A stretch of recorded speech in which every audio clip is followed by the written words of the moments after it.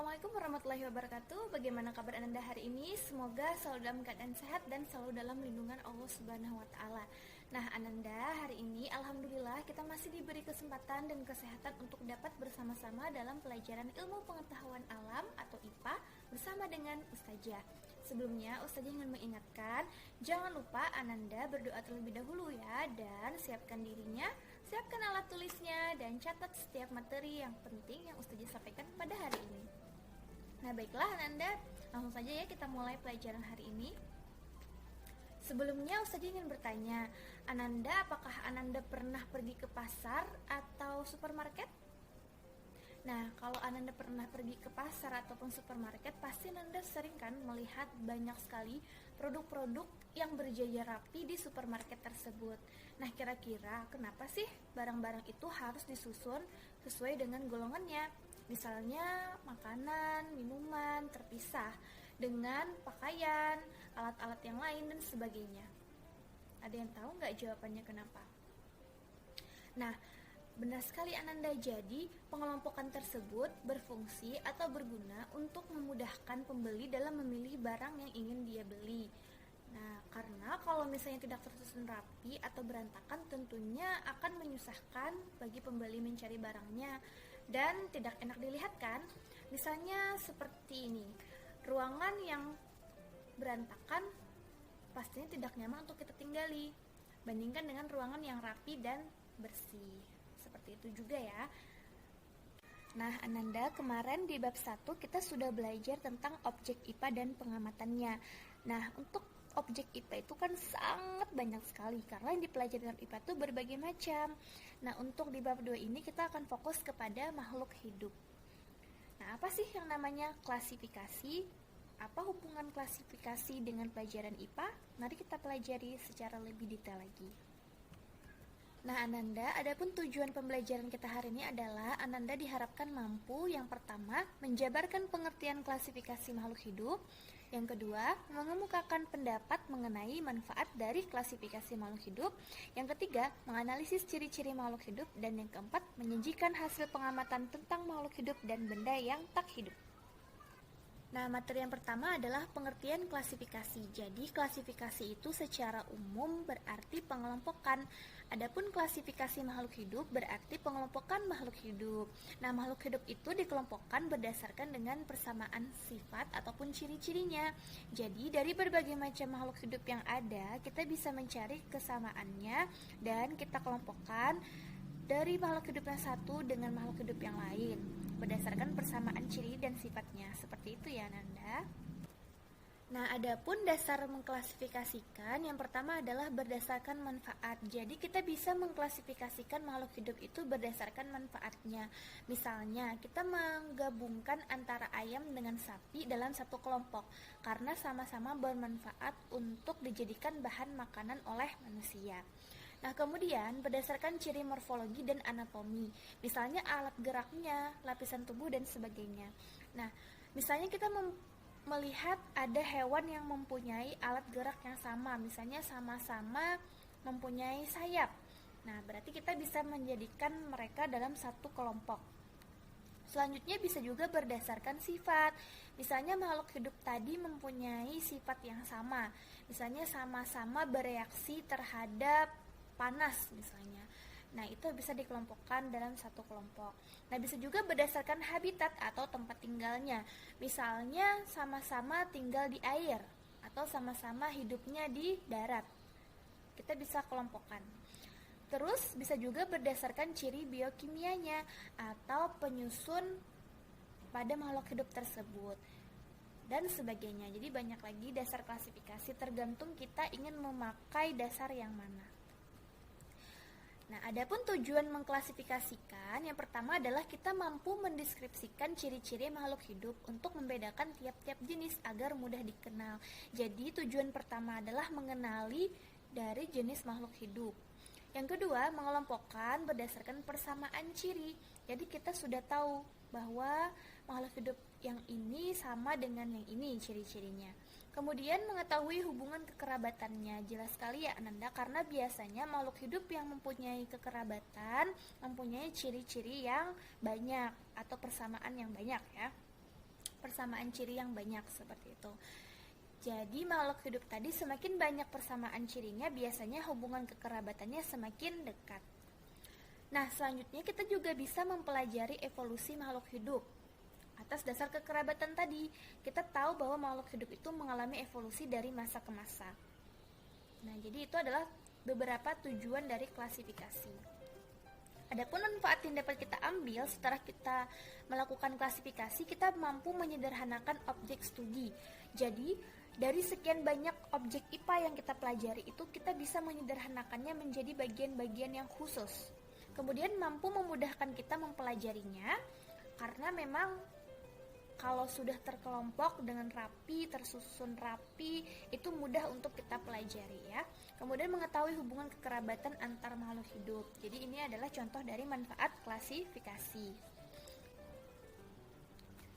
Nah, Nanda, Allah Subhanahu wa taala sudah menerangkan dalam Quran surah Asy-Syura ayat 29 yang artinya di antara tanda-tandanya ialah menciptakan langit dan bumi dan makhluk-makhluk yang melata yang Dia sebarkan pada keduanya. Dan Dia Maha Kuasa mengumpulkan semuanya apabila dikehendakinya. Quran surah Asy-Syura ayat 29. Maha benar Allah atas segala firman-Nya.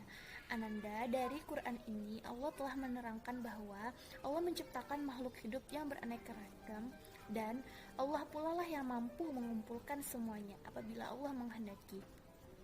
Artinya, Allah Maha Kuasa atas segala sesuatu.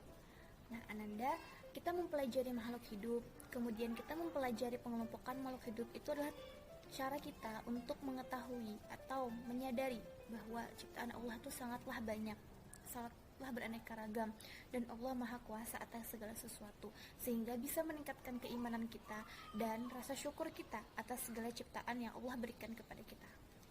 Nah, coba sekarang Anda bandingkan apa perbedaan dari kedua gambar ini. Jadi gambar A dan gambar B, kalau kita lihat secara sekilas mungkin ada kemiripan, ada persamaannya, tapi kira-kira apa sih yang membedakan antara A dan B? Ya, benar sekali ya, A adalah makhluk hidup dan B adalah benda yang tidak hidup. Lalu, dari mana kita mengetahui bahwa sesuatu itu adalah makhluk hidup ataupun tidak hidup? Dari mana sih ciri-cirinya? Nah, sekarang kita akan mempelajari ciri-ciri makhluk hidup. Jadi, secara umum, ciri-ciri makhluk hidup itu terbagi menjadi 7. Yang pertama bernapas, kemudian makhluk hidup itu mampu makan dan minum. Makhluk hidup juga bergerak, dapat tumbuh dan berkembang, melakukan reproduksi, mempunyai sifat iritabilitas, dan mampu beradaptasi. Kita bahas satu-satu ya. Yang pertama adalah bernafas. Jadi salah satu ciri makhluk hidup itu adalah bernafas. Artinya apabila tidak mampu bernafas berarti bukan makhluk hidup. Bernafas itu adalah kegiatan menghirup gas oksigen dan mengeluarkan gas karbon dioksida. Jadi semua makhluk hidup itu membutuhkan oksigen yang disebut dengan bernafas atau respirasi. Oksigen diperlukan oleh tubuh untuk mengubah makanan menjadi energi. Nah, adapun karbon dioksida yang dikeluarkan oleh tubuh itu kira-kira didapat dari mana ya? Nah, nanti kita akan mempelajari tentang respirasi pada makhluk hidup di materi selanjutnya. Nah, ini adalah penggolongan dari sistem pernapasan. Makhluk hidup yang hidupnya di darat itu berbeda dengan yang di air. Pada umumnya, hewan yang hidup di darat ya termasuk juga manusia ya menggunakan paru-paru. Kemudian yang hidupnya di air biasanya hewan itu bernapas menggunakan organ insang. Adapun tumbuhan, dia mempunyai sistem pernapasan yang berbeda dengan hewan dan juga manusia. Tumbuhan itu dia mengalami proses pertukaran gas tadi ya atau pernapasan melalui yang namanya mulut daun atau stomata, atau disebut juga dengan lentisel. Nah, kemudian ciri makhluk hidup yang kedua adalah membutuhkan makan dan minum. Fungsi makanan bagi makhluk hidup adalah sebagai sumber energi untuk dapat beraktivitas dan memperbaiki sel yang rusak. Manusia, hewan, tumbuhan semuanya membutuhkan makanan atau nutrisi ya. Nah, manusia mempunyai jenis makanan yang berbeda-beda juga banyak jenisnya. Kemudian hewan juga tergolong lagi berdasarkan macam-macam jenisnya. Adapun tumbuhan kira-kira mendapatkan sumber makanan dari mana ya? Jadi tumbuhan itu mengubah energi dari cahaya matahari menjadi energi makanan bagi tubuhnya, kemudian juga dibantu dengan zat hara yang dia dapat dari tanah, kemudian juga air, dan melakukan yang namanya proses fotosintesis. Nanti juga kita akan belajar tentang fotosintesis secara lebih detail lagi. Oke, selanjutnya adalah ciri makhluk hidup, yaitu bergerak. Biasanya makhluk hidup itu melakukan pergerakan untuk dapat memenuhi kebutuhannya. Misalnya mereka ingin mencari makan, mereka harus bergerak atau berpindah tempat. Manusia dan hewan itu mampu melakukan perpindahan tempat, maka mereka bergerak aktif. Sedangkan tumbuhan kan tidak bisa berpindah tempat ya, biasanya mereka melakukan gerakan yang bersifat pasif. Tapi tumbuhan juga melakukan gerakan, misalnya seperti gerakan pada saat tumbuhan menuju ke cahaya, maka batangnya akan membelok, membengkok ya, dan lain sebagainya. Selanjutnya ciri makhluk hidup adalah tumbuh dan berkembang. Tumbuh itu adalah perubahan ukuran ya. Perubahan ukuran biasanya dari kecil menjadi besar, itu yang disebut tumbuh, atau dari pendek menjadi tinggi. Perubahan ukuran ini terjadi terus-menerus ya selama masa pertumbuhannya dan tidak dapat kembali ke ukuran semula. Artinya ketika kita bayi menjadi anak-anak, menjadi remaja, kita tidak bisa kembali lagi menjadi bayi. Kita akan terus tumbuh menjadi dewasa dan seterusnya. Nah, adapun berkembang adalah perubahan fungsi dari setiap organ menjadi lebih sempurna. Misalnya perkembangan fungsi otak, atau kalau pada tumbuhan misalnya dia mampu untuk membuat buah dan sebagainya. Jadi dia mengalami perkembangan pada organ-organnya. Itu adalah ciri-ciri pada makhluk hidup. Nah, kemudian bereproduksi. Jadi reproduksi itu adalah kemampuan menghasilkan keturunan. Nah, biasanya makhluk hidup itu bereproduksi untuk mempertahankan dirinya supaya tidak mengalami kepunahan.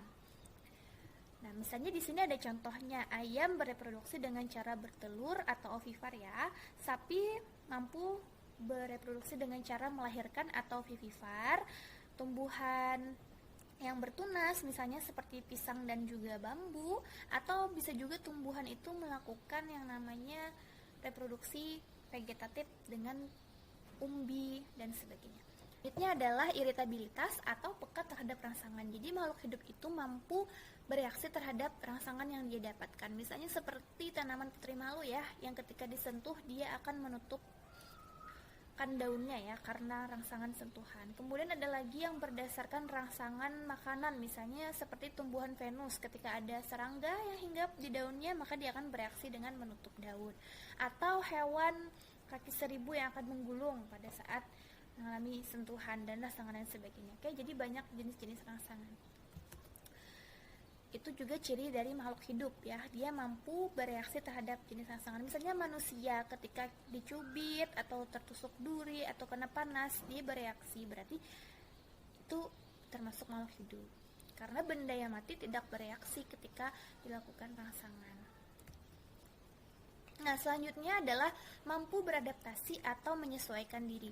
Makhluk hidup itu mempunyai kemampuan beradaptasi yang bermacam-macam untuk mempertahankan hidupnya.